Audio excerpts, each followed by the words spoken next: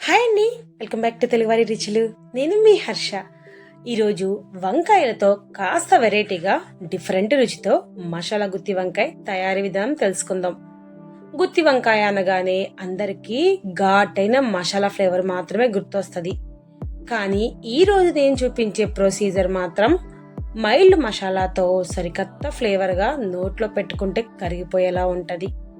అన్నం, చపాతీ, బిర్యానీలకి సరైన జోడి. దీని రుచికి ఎవరైనా సరే ఫిదా అయిపోవడమేనండి. అలా అని దీంట్లో స్టఫ్కి మనం ఏం మసాలా యూజ్ చేయవసరం లేదు.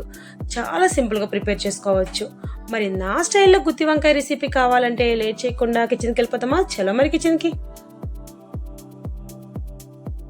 ముందుగా గుత్తి వంకాయ మసాలా కోసం నేను అరకప్పు పెరుగు తీసుకుని అందులోకి 1 టీ స్పూన్ ఉప్పు, 1/2 టీ స్పూన్ పసుపు, 1.5 స్పూన్ వరకు కారం, 1 స్పూన్ ధనియాల పొడి, ఇంకొక స్పూన్లో గరం మసాలా ఇవన్నీ వేసుకుని బాగా కలుపుకుంటున్నాను. ఇలా తయారు చేసుకున్న ఈ స్పెషల్ మసాలాతోనే మన గుత్తి వంకాయకి మంచి రుచి అయితే వస్తుంది. కొత్తగా ఉంది కదండి, కానీ రుచి చాలా బాగుంటుంది. ఇంకా గ్రేవీ కోసం 3 మీడియం సైజ్ ఉల్లిపాయలని, అదేవిధంగా 2 టమాటోలని తీసుకుంటున్నాను. ఇంకా ఉల్లిపాయలని మిక్సీ ఏం పట్టుకోవసరం లేదండి, జస్ట్ ఈ విధంగా చిన్న చిన్న ముక్కలుగా కోసుకుంటే సరిపోతుంది. ఇంకా ఉల్లిపాయలు మొత్తాన్ని కోసుకుని ఒక బౌల్లోకి తీసుకుని పక్కన పెట్టుకోవాలి. ఇంకా ఉల్లిపాయలతో పాటు మనం తీసుకున్న టమాటోలను కూడా చిన్న చిన్న ముక్కలుగా కోసుకుని రెడీ చేసుకోవాలి. ఇంకా నేను ఇక్కడైతే బాగా పండిన టమాటోలు తీసుకున్నాను. ఇవైతే కాస్త గ్రేవీగా ఉంటాయి కాబట్టి ఇలాంటి టమాటోస్ గ్రేవీకి బెటరు. ఈ టమాటోలను కూడా ఈ విధంగానే చిన్నగా కట్ చేసుకుంటే సరిపోతుంది. ఇంకా ఈ విధంగా మనం తీసుకున్న టమాటో, ఉల్లిపాయ ముక్కల్ని అన్నిటిని కట్ చేసుకుని రెడీ చేసుకుని సైడ్కి పెట్టుకోవాలి. ఇంకా తర్వాత వచ్చేసరికి నేను 1/2 కేజీ వరకు ఫ్రెష్ వంకాయలు, అంటే లోపల పుచ్చులేమి లేకుండా చూసుకుని తీసుకోవాలి. ఒకసారి శుభ్రంగా కడుక్కొని తర్వాత ఇంకొకసారి ఫ్రెష్ వాటర్లో వేసుకొని కట్ చేసుకోవడానికి రెడీగా పెట్టుకోవాలి. ఇంకా ప్యాన్ లో 5-6 స్పూన్ల ఆయిల్ వేసుకొని అందులోకి మనం కట్ చేసుకున్న ఉల్లిపాయల ముక్కలు కూడా వేసుకోవాలి. ఉల్లిపాయలను వేసుకుని వాటి పచ్చివాసన పోయేంత వరకు దూరగా వేయించుకోవాలి. ఇంకా మీడియం ఫ్లేమ్ లో ఉంచుకుని 5 నిమిషాల పాటు వేయిస్తే చాలండి. మనకి ఉల్లిపాయల నుంచి మంచి రంగు వస్తుంది, అదే విధంగా కాస్త గ్రేవీ కూడా వస్తుంది. ఇదిగోండి, ఈ విధంగా వేయించుకుంటా ఉంటే మనకి ఇంకా ఉల్లిపాయలు బ్రౌన్ కలర్ లోకి వచ్చేస్తాయి. ఇప్పుడు ఇందులోకి 1 స్పూన్ వరకు అల్లం వెల్లుల్లి పేస్ట్ కూడా వేసుకొని ఇంకొకసారి కలుపుకోవాలి. జస్ట్ 1 నిమిషం పాటు వేయించుకుంటే సరిపోతుందండి. అల్లం వెల్లుల్లి పేస్ట్ కొన్న పచ్చివాసన పోతుంది. తర్వాత కట్ చేసుకున్న టమాటో ముక్కలను కూడా ఇందులోకి వేసుకుని ఇంకొకసారి బాగా కలుపుకోవాలి. ఈ టమాటో ముక్కల్లోనే మనం ఒక 1/2 టీ స్పూన్ వరకు పసుపు, తర్వాత 1 స్పూన్ వరకు ఉప్పు కూడా వేసుకుని వీటిని ఇంకొకసారి బాగా కలుపుకోవాలి. ఈ పసుపు, ఉప్పు వేసిన తర్వాత టమాటోలను మగ్గించుకుంటే చాలా ఈజీగా మగ్గిపోతుందండి. మనకి మంచి గ్రేవీ కన్సిస్టెన్సీ వస్తుంది. ఇప్పుడు ఈ ఉడుకుతున్న టమాటోలోనే 2 రెబ్బల వరకు ఫ్రెష్గా ఉన్న కరివేపాకు కూడా వేసుకుంటే మంచి అరోమా అయితే వస్తుంది. అందుకని కరివేపాకు కూడా ఈ గుత్తి వంకాయ కూరలో యాడ్ చేసుకోండి. ఇప్పుడు వీటిని ఒక 5 నిమిషాల పాటు మధ్య మధ్యలో తిప్పుకుంటూ మూత పెట్టుకుని ఉడికించుకుంటే మనకి టమాటో మంచి గ్రేవీగా వచ్చేస్తుంది. మనం మిక్సీ పట్టుకోవసరం లేదండి. మిక్సీ పట్టుకుంటే ప్యూరీ వేరే టేస్ట్ ఉంటుంది, కానీ ఇలా న్యాచురల్ గా ముక్కలు కట్ చేసుకుని గ్రేవీ వస్తే మనకి గుత్తి వంకాయ కూర మంచి రుచిగా ఉంటుంది. టమాటో గ్రేవీ రాగానే ఇంకా వంకాయలు తీసుకుని ఇలా 4 సమాన భాగాలుగా కట్ చేసుకోవాలి.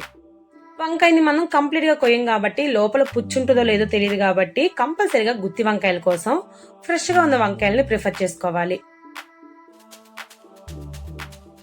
ఈ విధంగా కట్ చేసుకున్న వంకాయలకి మనం ముందుగా చేసుకున్న మసాలాని అప్లై చేసుకోవాలి. వంకాయ లోపల కూడా మసాలాని బాగా పట్టించాలండి. ఇంకా బయట లోపల పట్టించిన తర్వాత ఇప్పుడు 1 నిమిషం పాటు వంకాయని ఈ విధంగా డిప్ చేసుకోవాలి.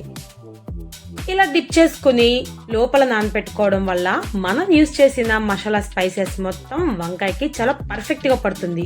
అదేవిధంగా మనం మసాలాలో పెరుగు వేసుకున్నాం కదండి, దానివల్ల వంకాయ కుక్ అయ్యేటప్పుడు చాలా సాఫ్ట్ గా కుక్ అవుతుంది. ఇంకా ఇదే విధంగా మిగిలిన వంకాయలు అన్నిటినీ కట్ చేసుకోవాలి. వాటికి మసాలాలు కూడా అప్లై చేసుకుని ఈ మసాలాలోనే 2 నిమిషాల పాటు సైడ్కి పెట్టేసుకుంటే వంకాయలన్నిటికీ ఈ మసాలా స్పైసీనెస్ చాలా పర్ఫెక్ట్ గా పడుతుంది. మనం రెగ్యులర్గా చేసుకునే గుత్తి వంకాయ అయితే మసాలాని స్టఫ్గా పెట్టుకుంటాం, కానీ ఇక్కడ లోపల స్టఫ్ ఏమి ఉండదండి. సో ఈ విధంగా డిప్ చేసుకున్న ఈ వంకాయల్ని 1 by 1 ఉడుకుతున్న టమాటో గ్రేవీలో వేసుకోవాలి.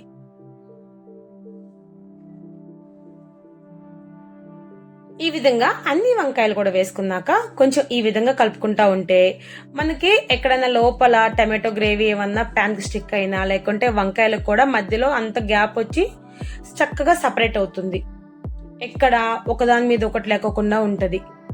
ఇంకా మూత పెట్టుకుని మళ్ళీ మధ్య మధ్యలో తీసుకుని అన్ని వైపులా సేమ్ గా ఉడికేలాగా ఈ విధంగా కలుపుకుంటా ఉండాలి. తిప్పుకునేటప్పుడు కాస్త జాగ్రత్తగా తిప్పుకోవాలండి, లేకుంటే వంకాయ కుక్ అయ్యేటప్పుడే విరిగిపోతుంది. ఇలాంటి మసాలా వంకాయ కర్రీలని ఈవెన్ కుకింగ్ రాని వాళ్ళు కూడా చాలా ఈజీగా ప్రిపేర్ చేసుకోవచ్చు. ఇంకా ఎప్పుడు ఒకే రకమైన వంకాయ కూర, అది కూడా గుత్తి వంకాయ కూర తిని బోరు కొట్టిన వాళ్ళు కంపల్సరిగా దీన్ని ఒకసారి ట్రై చేయండి. ఒకసారి తిన్నారంటే మీరు ఆటోమేటిక్ గా వదిలిపెట్టుకోకుండా మళ్ళీ ప్రిపేర్ చేస్తారనుకోండి. ఎక్కువగా దీన్ని మన సౌత్ లో కన్నా నార్త్ ఇండియాలోనే ఎక్కువ ప్రిపేర్ చేసుకుంటా ఉంటారండి ఈ ప్రొసీజర్ లో. ఇప్పుడు మూత పెట్టుకుని కుక్ చేసుకోవాలి. కుక్ చేసేటప్పుడు కూడా మరీ ఓవర్ గా కుక్ అవ్వకూడదండి. ఇంకా ఈ విధంగా కుక్ అవగానే మిగిలిన మసాలా పేస్ట్ కూడా ఇందులోకి వేసుకోవాలి. ఇంకా ఇందులోకి వాటర్ కానీ లేకుంటే మసాలా పేస్ట్లు కానీ ఇంకేం వేసుకోవసరం లేదండి. ఓన్లీ ఆ మిగిలిన మసాలా గ్రేవీ ఒకటి వేసుకుని ఈ విధంగా కలుపుకుంటా ఉండాలి. కలుపుకున్న తర్వాత ఒక 5 నుంచి 10 నిమిషాల లోపే మనకి చిక్కబడిపోతుంది. ఈ విధంగా కలుపుకునేటప్పుడు చాలా కేర్ఫుల్ గా కలుపుకోండి, లేకపోతే మనం ప్రిపేర్ చేసుకునే గుత్తి వంకాయ కూర గుత్తి వంకాయలా వండుకోకుండా మామూలు వంకాయ కూర అయిపోతుంది. మీడియం ఫ్లేమ్ లోనే ఉంచుకుని ఈ గ్రేవీ దగ్గర పడేంత వరకు ఉడికించుకోవాలి. ఇంకా ఇందులోకి కొంచెం కొత్తిమీర కూడా పైన ఈ విధంగా జల్లుకోవాలి. ఇంకా కొత్తిమీర వేసిన తర్వాత 2 నిమిషాల పాటు కుక్ చేసుకుంటే సరిపోతుందండి. మనకి మూత పెట్టుకుని కుక్ చేసుకుంటే ఇంకా స్టవ్ ఎప్పుడు ఆఫ్ చేయాలని ఒక డౌట్ ఉంటుంది. ఇదిగోండి, ఉడికేటప్పుడు ఆయిల్ ఈ విధంగా పైన తేలుతుంది కదా, ఇంకా ఆ గ్రేవీ కన్సిస్టెన్సీ రాగానే మనకున్న కన్సిస్టెన్సీని చూసుకుని స్టవ్ ఆఫ్ చేసుకుంటే సరిపోతుంది.